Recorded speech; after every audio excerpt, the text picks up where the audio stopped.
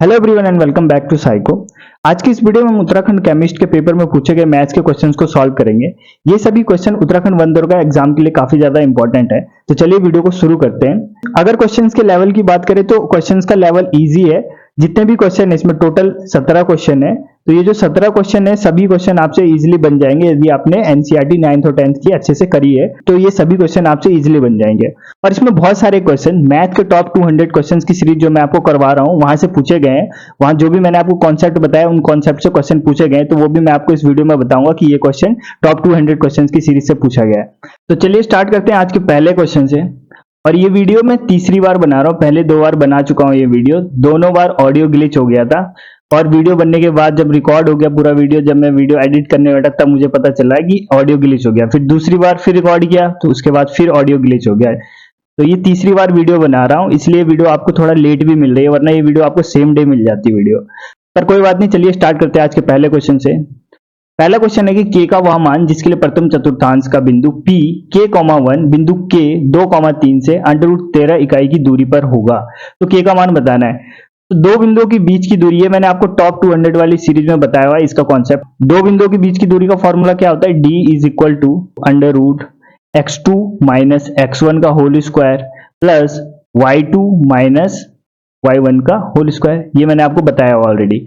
तो दो बिंदुओं के बीच की दूरी क्वेश्चन में गिवन है, कितना है, √13। तो √13 इज इक्वल टू x2 कितना है, x2 कितना है 2, तो 2 माइनस x1 कितना है k का होल स्क्वायर प्लस y2 कितना है 3 माइनस y1 कितना है 1 इसका होल स्क्वायर। ठीक, अंडर से अंडर रूट कट गया, यानी कि 13 is equal to 2 minus k का होल स्क्वायर और 3 में से 1 गया 2 का स्क्वायर करेंगे तो कितना आ जाएगा 4 को इधर भेज देते तो ये आ जाएगा 2 माइनस के का whole square is equal to 9। Okay, और इस स्क्वायर को इधर भेजेंगे तो ये रूट बन जाएगा, यानी कि 2 माइनस के इज इक्वल टू √9। ये अंडर रूट से बाहर आएगा तो प्लस माइनस 3 देगा। तो एक बार +3 ले लेते हैं, एक बार -3 ले लेते हैं। एक बार +3 लेंगे तो k की वैल्यू क्या आ जाएगा -1, और जब -3 लेंगे तो k की वैल्यू क्या आ जाएगी 5। अब देखिए कौन सा सही है, -1 की 5, दोनों ऑप्शन में हमारे पास -1 भी है और 5 भी है। ठीक है, तो कौन सा सही है, तो क्वेश्चन में खुद बोला गया कि प्रथम चतुर्थांश में है ये। ठीक है, प्रथम चतुर्थांश, देखिए ये होता है कोऑर्डिनेट, प्रथम चतुर्थांश ये है।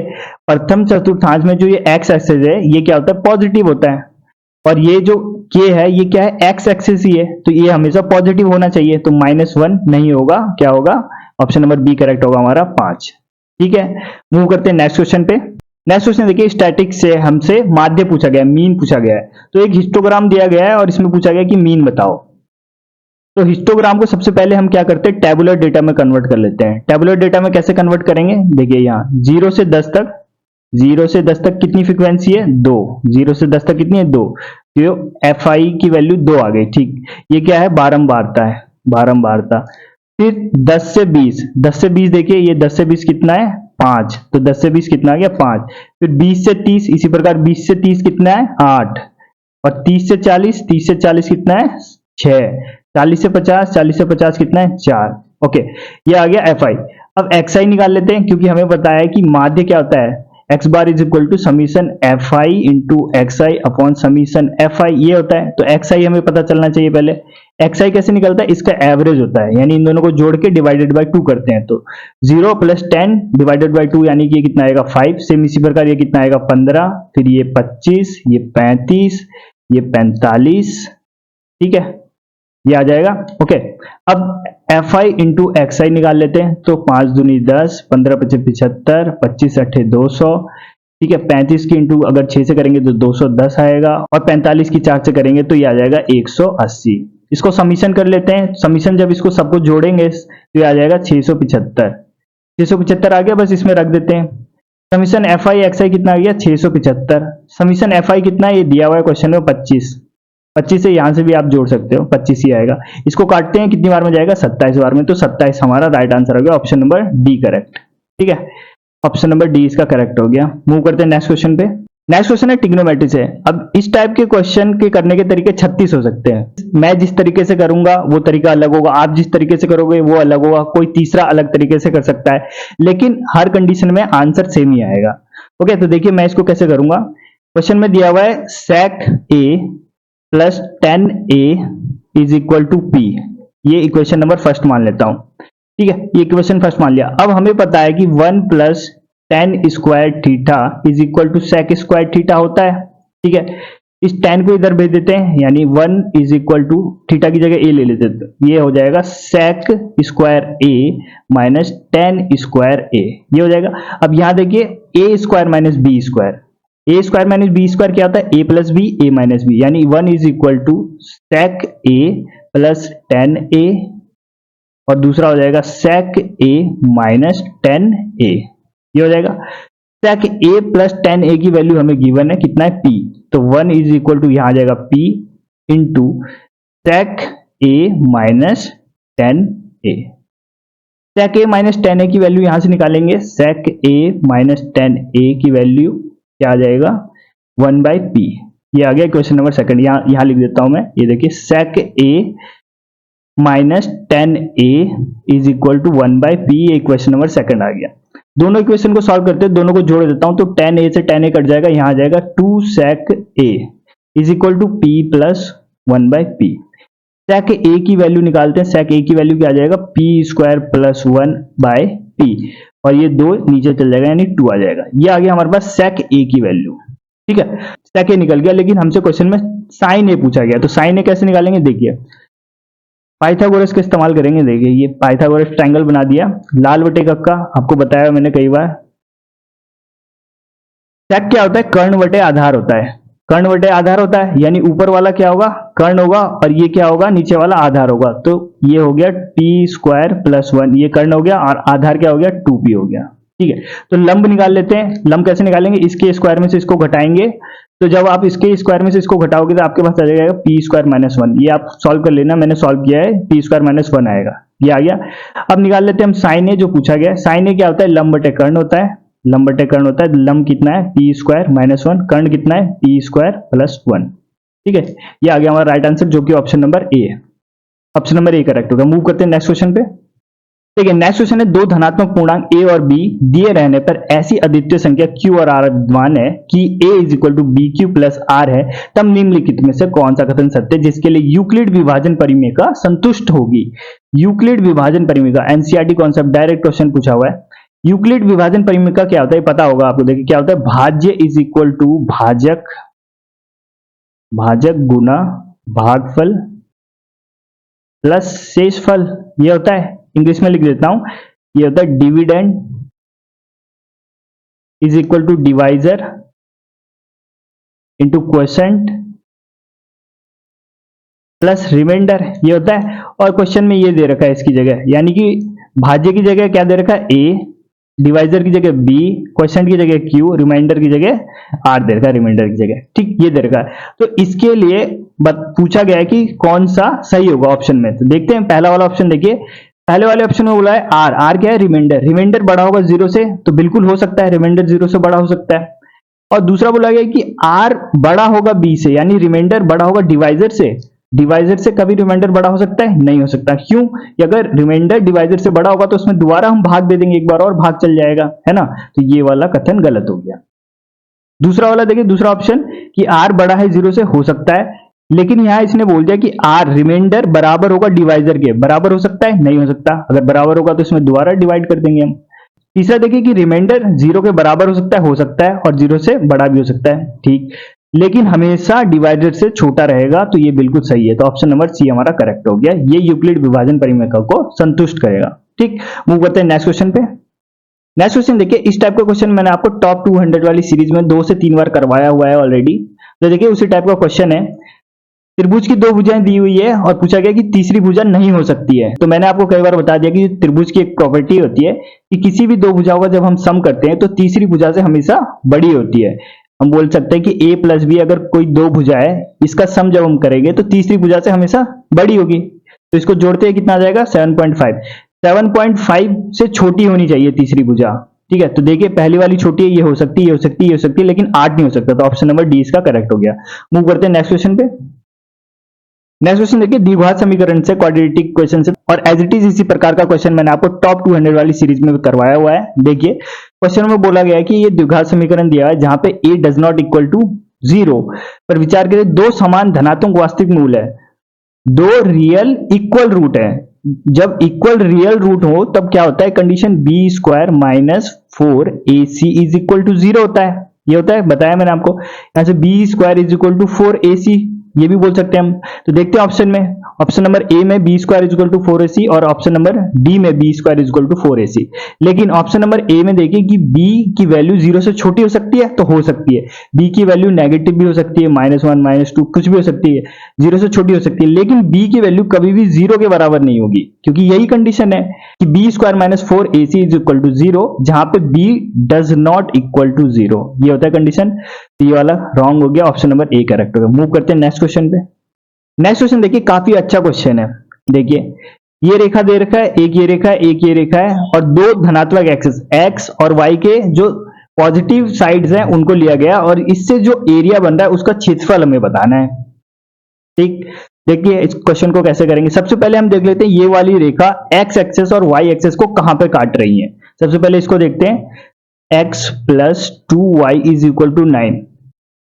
जब आपको पता करना है कि y पे कहां काट रही, तो x को 0 कर दो। x को जब हम 0 करेंगे यहां 0 हो जाएगा, इज इक्वल टू 2y 9। ठीक हो जाएगा, y की वैल्यू कितनी आ जाएगी 4.5। तो वहां पे कोऑर्डिनेट क्या आया 0,4.5, ये आ गया। ठीक, फिर इसी में जब हम देखते हैं कि x को कहां पे काट रहा है, तो y को 0 कर देते हैं। y को 0 करेंगे तो x की वैल्यू कितना आ जाएगा 9 आ जाएगा, यानी हम बोल सकते हैं कि 9,0। ये आ गया इसके कोऑर्डिनेट इस वाली रेखा के। सेम इसी प्रकार इस वाले के निकालते कोऑर्डिनेट, x की जगह 0 रखेंगे तो y बराबर 9 आ जाएगा, यानी कि 0,9 ये कोऑर्डिनेट आ गया। और दूसरा कोऑर्डिनेट क्या आएगा, जब हम y बराबर 0 रखेंगे तो x की जगह 4.5 आ जाएगा, यानी कि 4.5,0 ये आ गया। और ये तो दे ही रखा है, x और y अक्षों द्वारा घिरे क्षेत्र, यानी 0,0 एक ये दिया हुआ है। ठीक, और साथ में हम ये भी निकाल लेते हैं कि ये दोनों रेखाएं आपस में एक दूसरे को कहां पे काट रही है। ये दोनों रेखाएं भी तो आपस में काटेंगी, तो देख लेते हैं। ये देखिए इक्वेशन है x plus 2y is equal to 9 पहली इक्वेशन, और दूसरी है 2x plus y is equal to 9, ये दूसरी इक्वेशन। ठीक, दोनों को सॉल्व करते हैं। ऊपर वाली इक्वेशन में 2 से इंटू कर देता हूं, 4 ये हो गया 18। अब घटा देते हैं दोनों को, माइनस माइनस माइनस, 2x से 2x कट गया, 4y में से y गया तो 3y इज इक्वल टू 18 में से 9 गया 9, y की वैल्यू कितनी आ गई 3। अब इस y की वैल्यू किसी में रख देते, इस वाली समीकरण में रख देते, तो x की वैल्यू क्या आ जाएगी, x की वैल्यू भी 3 आ जाएगी। तो कोऑर्डिनेट क्या मिल गया हमें 3,3। ठीक, अब देखिए ये प्लॉट कर देते हैं हम, इसको इरेज कर देता हूं और इसको प्लॉट करते हैं हम। यहां पे इसको सॉल्व करते हैं, ये हमारा प्लेन हो गया। ठीक है, ये x एक्सेस है यहाँ पे पॉजिटिव वाला, ये 0,0 हो गया कोऑर्डिनेट 0,0। इसे मान लेते हैं 1 2 3 4.5 और डेट डेट डेस 9 यहाँ पे है। सेम इसी प्रकार 1 2 3 4.5 और 9 ऊपर है कहीं पे यहाँ पे। ठीक है, अब पॉइंट को यहाँ पे रख देते हैं। पहला पॉइंट ये है 0,4.5, 0,4.5 कहाँ पे आएगा, यहाँ पे ये आ गया 0,4.5 आ गया। दूसरा देखिए ये 9,0, 9,0 कहाँ आएगा, यहाँ पे 9,0 ये आ गया। तीसरा क्या है 0,9, 0,9 कहाँ पे आएगा, यहाँ पे आएगा 0,9 ये आ गया। फिर एक 4.5,0, 4.5,0 ये आ गया 4.5,0। ठीक है, ये आ गया। अब देखिए पहली वाली रेखा कौन सी थी, ये थी ना पहली वाली रेखा, ये 0,4.5 और 9,0 ये था। दूसरी वाली रेखा ये है, ये ठीक, ये यहां पे काट रही है एक दूसरे को। कहां पे काट रही थी, 3,3 पे काट रही थी, और ऐसे देखिए ये भी दिख रहा है यहाँ पे 3,3 पे काट रही है। ठीक, अब जो ये एरिया बना इन दोनों रेखा के काटने से, जो एरिया बना, इसको अलग कलर कर देता हूं। ये देखिए ये वाला जो एरिया बना है इसका क्षेत्रफल पूछा गया है, इसका ये एरिया जो बना है। ये एक चतुर्भुज है, तो चतुर्भुज का क्षेत्रफल निकालने का फॉर्मूला एनसीईआरटी में दिया गया है। कैसे निकालते हैं देखिए, सबसे पहले कोऑर्डिनेट देख लेते हैं कौन कौन सा है। एक तो ये है 0,4.5, फिर ये है 3,3, फिर ये है 4.5,0 और लास्ट 0,0। ये 4 पॉइंट हमारे चतुर्भुज के, और इसका हमें क्षेत्रफल निकालना है। तो इसका फॉर्मूला एनसीईआरटी में दिया गया है। क्या होता है formula, 1/2 is equal to mod x2y2 plus x2y3 plus x3y4 plus x4y1 minus same इसी प्रकार y के साथ y1 x2 plus y2 x3 plus y3 x4 plus y4 x1, ये होता है, ये y1 x1 है यहाँ पे, ठीक है, ये होता है। ओके, क्लास 10th में आपको ये फॉर्मूला मिल जाएगा, ठीक है, एरिया निकालने का फॉर्मूला होता है ये एरिया निकालने का। बस इसमें वैल्यू रख देते हैं, a equal to 1/2 mod x1, ये कितना है, 0 है, x1 कितना है, 0 है, 0 रख देते हैं, यहाँ पे ये 0 हो जाएगा पूरा। x2 कितना है, 3 है, y3 कितना है, y3 0, तो ये भी 0 हो जाएगा, ये भी 0 हो जाएगा, ये भी 0 हो जाएगा, ठीक है, माइनस अंदर कितना बचेगा, ये आएगा 4.5 इंटू 3 प्लस 3 इंटू 4.5, बाकी 0 हो जाएंगे, ठीक। तो यहाँ पे लिख देता हूँ, यहाँ पे जो फाइनल हमारे पास आया area is equal to 1/2 mod के अंदर माइनस इन दोनों को 4.5 इंटू 3 करेंगे तो कितना आ जाएगा, 13.5 प्लस 13.5, ठीक, ये मॉड के अंदर है। फिर मॉड जब है इसका मतलब माइनस वाला साइन पॉजिटिव हो जाएगा, यानी a is equal to 1/2, 13.5 plus 13.5 कितना होता है, 27 होता है। फिर 27 को 2 से काटेंगे हम तो कितना आ जाएगा, 13.5 ही आ जाएगा हमारे पास। तो एरिया कितना आ गया, 13.5 वर्ग इकाई, 13.5 वर्ग इकाई कितना है, ऑप्शन नंबर सी में, ऑप्शन नंबर सी हमारा करेक्ट हो जाएगा, ठीक। तो इस वाले फॉर्मूले पे बेस्ड था ये क्वेश्चन, क्लास 10th के एनसीईआरटी में दिया गया है फॉर्मूला। ओके, मूव करते हैं नेक्स्ट क्वेश्चन पे। देखिए नेक्स्ट क्वेश्चन, देखिए इस टाइप का क्वेश्चन भी मैंने आपको टॉप 200 वाली सीरीज में करवाया, सेम इसी प्रकार का क्वेश्चन। दो समांतर जीवा दी हुई है हमें, एक ये है और एक ये है, और त्रिज्या हमें दिया हुआ है 5 सेंटीमीटर त्रिज्या है, और ये जो जीवाएं एक दूसरे के विपरीत साइड है, तो जीवाओं के बीच की दूरी, देखिए क्वेश्चन में बोलना क्या चाह रहा है, ये एक वृत्त है, एक जीवा यहाँ पर है, एक जीवा यहाँ पे है, एक जीवा की लंबाई कितनी है 6 और एक की कितनी है 8, इन दोनों के बीच की दूरी बताना है, ये बताना है हमें, ठीक। तो हमें त्रिज्या दिया हुआ है कितना है 5, यहां से यहां कितना होगा 5, सेम इसी प्रकार यहां से यहां कितना होगा 5 होगा। अब ये देखिए राइट एंगल ट्रायंगल बन रहा है, और ये मैंने आपको बताया केंद्र से जब हम जीवा पे लंब डालते तो ये जो जीवा है उसको 2 बराबर भागों में तोड़ देता है, ये अगर 6 तो ये 3 होगा, ये 3 होगा, सेम इसी प्रकार नीचे भी ये 4 और ये 4 होगा, ठीक। अब देखिए ट्रिपलेट मैंने आपको बोला था, याद कर लेना, 5 4, अगर ये 5 है ये 4 है तो ये कितना होगा 3, ठीक है। इसी प्रकार यहाँ देखिए ये 3 है, ये 5 है, तो ये कितना होगा 4, ठीक है, और 4 और 3 कितने हो गए 7, तो बीच की दूरी कितनी आ गई 7 centimetre, option number C correct हो गया। मूव करते हैं नेक्स्ट क्वेश्चन पे। नेक्स्ट क्वेश्चन है y is equal to ax square plus bx plus c, जहां a डज नॉट इक्वल 0 का लेखाचित्र पूर्णतः x एक्सिस के ऊपर है, बहुपद के शून्यकों की संख्या, रूट्स बताना है, तो इसके रूट्स कितने होंगे 0 होंगे, डायरेक्ट कॉन्सेप्ट बेस्ड क्वेश्चन है। क्यों 0 होगा, ये अगर कोई भी ग्राफ हमारा x एक्सिस से ऊपर बन रहा है, यानी x एक्सिस को अगर वो काट नहीं रहा है, तो इसके जो शून्यक होते हैं वो कितने होते हैं 0 होते हैं, ठीक है, ये कॉन्सेप्ट है, तो कॉन्सेप्ट बेस्ड क्वेश्चन था, इसका answer option number A correct हो गया 0। मूव करते हैं नेक्स्ट क्वेश्चन पे। ये नेक्स्ट क्वेश्चन देखिए, ये भी काफी आसान सा क्वेश्चन है। ये चित्र दिया गया, हमसे ए बी की लंबाई पूछी गई है, देखिए ए बी कहाँ है, ये इसकी लंबाई पूछी गई है, ये दिया हुआ है, ये दिया हुआ है, ठीक है, तो लगा देते हैं, ये 90 है, यहाँ पे ये 90 है, देखिए तो यहाँ पे मैं लगा रहा हूँ 10 लगा रहा हूँ, यहाँ पे इस साइड पे 10 लगा रहा हूँ, 10 30 लगाऊंगा, 10 क्या होता है अभी बताया मैंने आपको, लाल बटे का लगेगा इसमें दोबारा, 10 क्या होता है लंब बटे आधार होता है। लंब क्या होगा, मैंने बोला था कि थीटा के सामने वाली भुजा लंब होती थी, ये लंब हो गया, यानी कि BC लंब हो गया, अपॉन आधार कितना है दिया हुआ है 60√3, ये दिया हुआ है। 10 30 की वैल्यू कितनी होती है 1/√3 होती है, तो is equal to BC upon 60/√3, √3 से √3 गया, यानी BC की वैल्यू कितनी आ गई 60, BC की वैल्यू 60 आ गई, ठीक है। लेकिन हमसे AB की वैल्यू पूछेगी, तो AB निकालते हैं। अब देखिए AB कैसे निकलेगा, ये एंगल कितना है 30 है, ये 90 है, तो ये कितना होगा, ये वाला कितना होगा 30 90, और ये कितना होगा, ये भी 60 होगा, ये 60 होगा ना, 30 90 120, और ये 60 180 हो जाएगा, ये 60 होगा। अब यहाँ देखिए पूरा 90 है, ये पूरा 90 है, उसमें से इतना 60 है, तो ये वाला एंगल कितना होगा, ये 30 होगा, ये 30 होगा, और ये इधर कितना होगा 90, ये 90 है तो ये भी 90 होगा, 90 और 30 120, फिर ये कितना होगा 60 होगा 60। अब त्रिभुज ABC में ये वाला त्रिभुज है जो, इसमें फिर से मैं लगा देता हूं, ये तो देखिए यहां पे लगा रहा हूं इस वाले एंगल पे 60 वाले पे, फिर 10 60 इज इक्वल टू लंब बटे आधार, इसके सामने लंब होता है, लंब कितना है 60, आधार कितना है AB हमें पता करना है AB, tan 60 कितना होता है, √3 होता है। √3 is equal to 60 upon A B. A B की वैल्यू हमें पता नहीं, रहने देते। तो ए बी की वैल्यू कितनी आ जाएगी, ए बी √3 इसके नीचे आ जाएगा। परिमेयकरण कर देते हैं, ऊपर नीचे √3 से इंटू कर देते हैं, तो रूट से रूट कट जाएगा, ये आ जाएगा A B is equal to 60 √3/3। 3 से कितनी बार में जाएगा, 20 बार में, यानी A B is equal to 20√3, जो कि ऑप्शन नंबर बी में, ऑप्शन नंबर बी करेक्ट हो गया, 20√3 मीटर। ठीक, मूव करते हैं नेक्स्ट क्वेश्चन पे। नेक्स्ट क्वेश्चन देखिए, इस टाइप का क्वेश्चन भी मैंने आपको करवाया और टॉप 200 वाली सीरीज में, काफी आसान क्वेश्चन है। त्रिभुज के कोण दिए हुए हैं, इस रेशियो में सबसे बड़ा पूछा गया है। सबसे बड़ा रेशियो ये है, तो सबसे बड़ा रेशियो देख लेते हैं किससे डिवाइड करेगा। 60 7 से कटता है, नहीं कटता, ये नहीं हो सकता है। 90 भी नहीं कटता है और 65 भी नहीं कटता है। इसका ऑप्शन नंबर बी करेक्ट होगा, 84।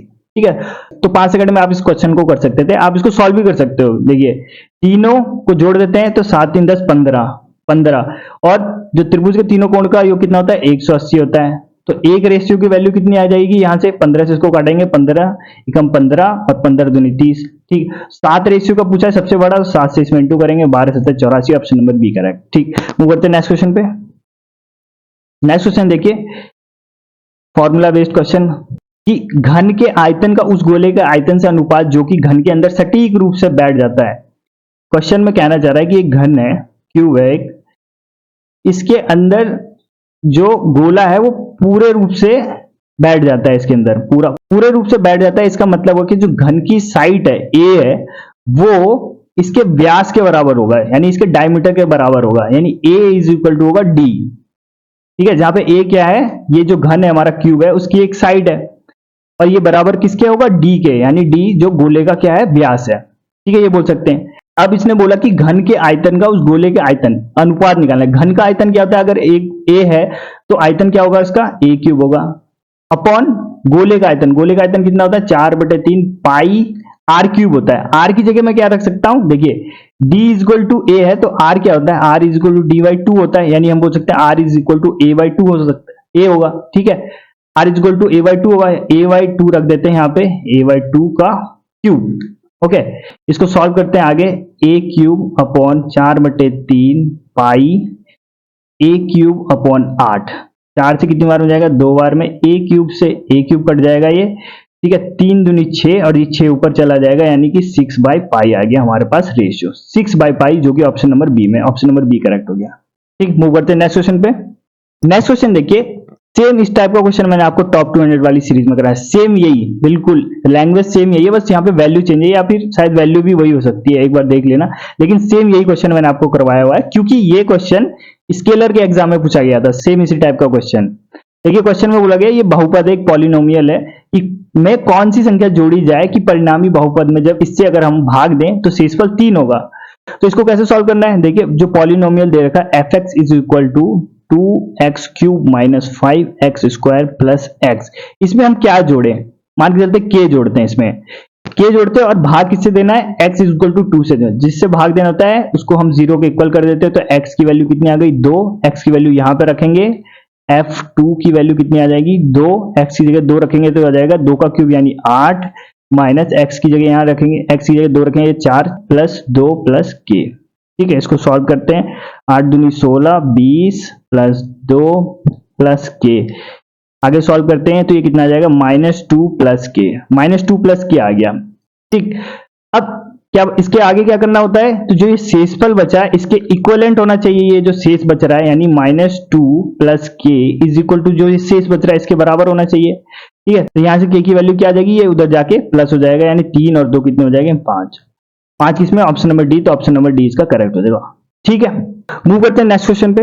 लेकिन नेक्स्ट क्वेश्चन एलसीएम एचसीएफ से क्वेश्चन है, ये भी काफी आसान सा क्वेश्चन है। हमें एचसीएफ दिया गया है, एचसीएफ कितना दिया गया है, 9, एलसीएम पूछा गया है, क्या होगा, काफी आसान सा क्वेश्चन है। एक फॉर्मूला आपको पता होगा, LCM into HCF is equal to पहली संख्या इंटू दूसरी संख्या, ये पता है ना आपको। तो हमें एचसीएफ दिया गया है 9, एलसीएम हमें पता करना है। पहली संख्या कितनी है, 106, दूसरी संख्या कितनी है, 657। बस इसको सॉल्व करें, 9 से इसको काट लेते हैं तो कितनी बार हो जाएगा, 9 7 63 और यहाँ कितना बचा, 2 9 27। ठीक, इसको इंटू करेंगे, इसके इंटू इससे करेंगे तो एलसीएम हमारे पास आ जाएगा 22338, 22338 आ जाएगा, जो कि ऑप्शन नंबर किसमें, 22 22338, ऑप्शन नंबर ए करेक्ट हो जाएगा इसका। ठीक है, ऑप्शन नंबर ए इसका करेक्ट है। मूव करते हैं नेक्स्ट क्वेश्चन पे। नेक्स्ट क्वेश्चन देखिए, अर्थमेटिक प्रोग्रेशन से एपी से समांतर श्रेणी से क्वेश्चन है। समांतर श्रेणी के सारे टाइप मैंने आपको करवा दिए, सारे फॉर्मूले आपको करवा दिए। इसमें 2 फॉर्मूले लगेंगे आपको, अगर वो 2 फॉर्मूले याद है तो आप ये क्वेश्चन इजीली कर पाओगे। तो सबसे पहले देखते हैं कि ये एपी है भी कि नहीं है। तो एपी देखने के लिए क्या करते हैं, डिफरेंस देखते हैं। दूसरे में से पहले पद को घटाते हैं, तो -1 में से -4 को घटाएंगे, -1 में से घटाएंगे -4 को, तो ये प्लस हो जाएगा, यानी कि ये कितना आ जाएगा, 3 आ जाएगा। तो इसके बीच का डिफरेंस कितना है, 3। फिर यहां से निकालते 2 में से घटाएंगे -1, तो माइनस माइनस प्लस हो जाएगा, यानी यहां भी 3। तो डिफरेंस बराबर आया, यानी कि ये क्या है, एपी है, समांतर श्रेणी है। ठीक है, समांतर श्रेणी है तो समांतर श्रेणी वाले इसमें फॉर्मूले लग जाएंगे सारे। सबसे पहले समांतर श्रेणी में सम का फॉर्मूला लगा देते हैं। तो Sn is equal to n/2 2a plus n-1 into D होता है, या फिर first term plus last term, ये भी कर सकते हैं हम। Sn हमें दिया गया है, ये देखिए सम दे रखा है इसमें 95 है। n हमें पता नहीं, n/2 ऐसे रहने देते हैं। फर्स्ट टर्म हमें पता है -4, लास्ट टर्म हमें पता है कितना है, x। ठीक है, इसको आगे सॉल्व करते हैं। इस 2 को यहां भेज देंगे तो कितना आ जाएगा, 190 is equal to n into -4 plus x। इसको ऐसे रहने देते हैं। ठीक, अब एक और फॉर्मूला होता है nth टर्म निकालने का, an is equal to a plus n-1 into D, ये होता है।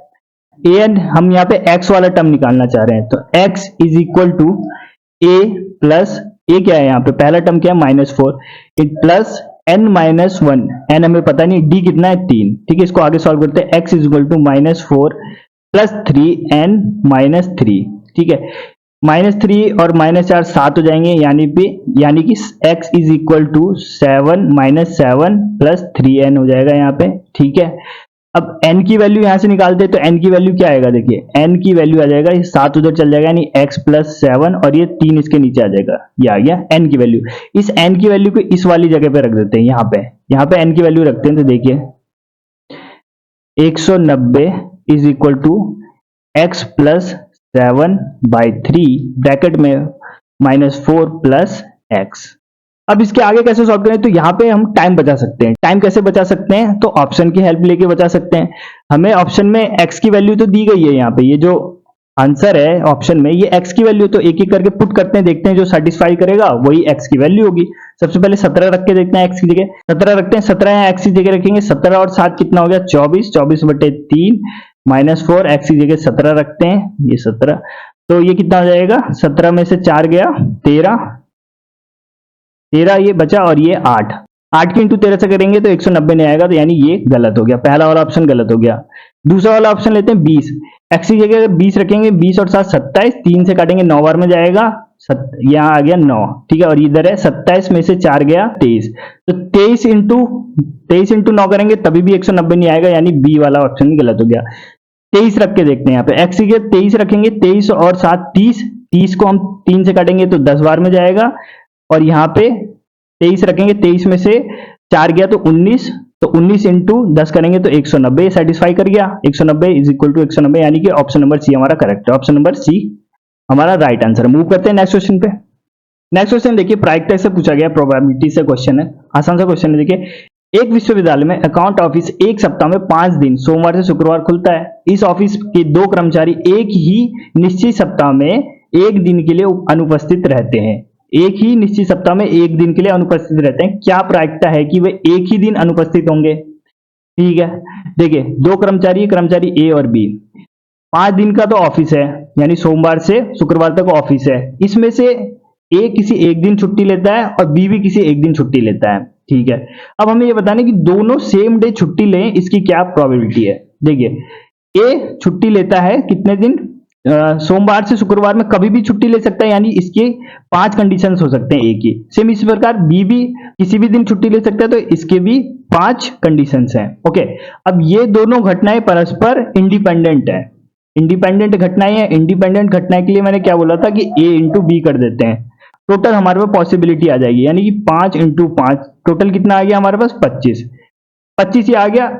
और पूछा क्या गया है कि एक ही दिन अनुपस्थित होने के लिए, अब एक ही दिन दोनों एक ही दिन अनुपस्थित हो, इसके लिए क्या कंडीशन बनेगी कि मान के चलते कि दोनों सोमवार को छुट्टी पे या दोनों मंगलवार को छुट्टी पे है, वेडनेसडे को दोनों छुट्टी पे है। तो इसी प्रकार ये कितने बन जाएंगे, 5, ये भी कंडीशंस बन जाएंगे। तो अनुकूल कितने कंडीशन है हमारे पास, 5 है। टोटल कितने हैं, 25। तो 5 से इसको काटेंगे कितने बार में जाएगा, 1/5। तो प्रोबेबिलिटी कितनी आ गई, 1/5, जो कि ऑप्शन नंबर ए है। तो ऑप्शन नंबर ए करेक्ट हो गया। ठीक है, मूव करते हैं नेक्स्ट क्वेश्चन पे। नेक्स्ट क्वेश्चन देखिए, यदि एक अर्धगोले का आयतन एक शंकु के आयतन के बराबर है जिसकी ऊंचाई h है और त्रिज्या अर्धगोले की त्रिज्या के समान है, तब एक अर्धगोले का आयतन एक शंकु के आयतन के बराबर है। अर्धगोले का आयतन क्या होता है, 2/3 पाई आर क्यूब ये होता है। और शंकु का आयतन क्या होता है, तो 1/3 पाई आर स्क्वायर एच होता है। ठीक, जिसकी ऊंचाई h है तो h हमने ऊंचाई ले लिया, और त्रिज्या अर्धगोले की त्रिज्या के समान है। तो अर्धगोले की त्रिज्या r है तो इसकी त्रिज्या भी r होगी। ठीक है, और इन दोनों का आयतन क्या है, बराबर है, तो बराबर कर देते हैं। ठीक है, एक 3 से 3 कट जाएगा, यहाँ पे पाई से पाई कट जाएगा, आर स्क्वायर से आर स्क्वायर कट जाएगा। तो ये कितना आया, 2r तो इधर बचे और इधर कितना बचा, सिर्फ h बचा। यानी हम बोल सकते हैं कि जो शंकु है हमारा, कोन है, उसकी ऊंचाई अर्धगोले की त्रिज्या के डबल होगी। या फिर हम बोल सकते हैं, अच्छा 2r की जगह हम क्या लिख सकते हैं, d भी तो लिख सकते हैं, व्यास भी तो लिख सकते हैं। तो हम बोल सकते हैं कि जो ऊंचाई है शंकु की वो अर्धगोले के व्यास के बराबर है। तो देखते हैं ऑप्शन में, पहला है कि जो ऊंचाई है रेडियस ऑफ हेमिस्फीयर उसके रेडियस के बराबर है, तो नहीं है, रेडियस का डबल है। दूसरा, डायमीटर ऑफ हेमिस्फीयर, डायमीटर यानी जो उसका व्यास है उसके बराबर है, तो हाँ बिल्कुल ऑप्शन नंबर बी करेक्ट है। तो इसका ऑप्शन नंबर बी राइट हो गया। ओके, तो इसी के साथ सारे क्वेश्चन हमारे खत्म हो गए मैथ्स के। ठीक, बायोलॉजी बचा इसमें, तो बायोलॉजी की वीडियो आपको जल्दी मिल जाएगी, मैम आपको जल्दी करवा देंगी बायोलॉजी। ठीक है, कमेंट के माध्यम से आप बताएं कि वीडियो आपको कैसी लगी। अगर इसमें कोई भी क्वेश्चन लगता है आपको कि मैंने गलत सॉल्व किया, तो कमेंट बॉक्स में आप बता दीजिए, मैं आपको रिप्लाई कर दूंगा कमेंट बॉक्स में। ठीक है, तो मिलते हैं नेक्स्ट वीडियो में। जय हिंद।